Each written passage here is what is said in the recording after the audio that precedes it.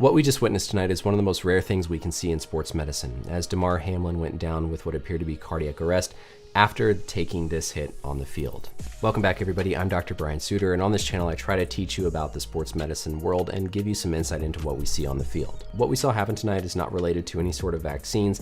This is almost certainly something called commotio cordis, an extremely rare condition that's one of those things that we typically only think we're going to read about in textbooks. Essentially what can happen is if you have a blunt trauma to the chest that occurs at exactly the right time in the cardiac electrical cycle, your heart can be sent into cardiac arrest. As Hamlin comes in here, we can see this square hit to the front of his chest. We see him get back up momentarily before ultimately collapsing back down to the ground and requiring CPR on the field. This is a tracing of our heart's electrical activity. Basically, this is one cycle of the heart squeezing. Starts off with this P wave, which is the electrical activity of the atrium at the top of the heart squeezing, then the QRS complex, which is going to be the ventricles acting, but then the last phase is this T wave, where the ventricle basically depolarizes and kind of resets to get ready for the next cycle. For commotio cordis to happen, you have to suffer this blunt trauma to the chest at exactly the right moment, specifically on this upstroke of the T wave, in order for the heart to then be sent into this arrhythmia and subsequent cardiac arrest.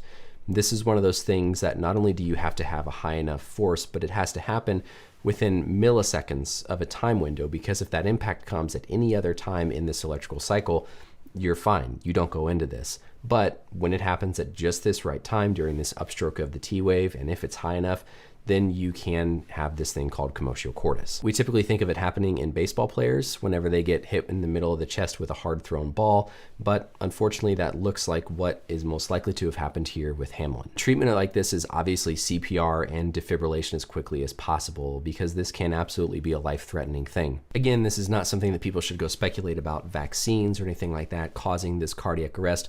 There was a clear contact, a clear trauma, and I think a clear reason why unfortunately this happened for Hamlin. My thoughts and prayers go out to the player, go out to his family, everybody else there on the field, the medical staff taking care of him.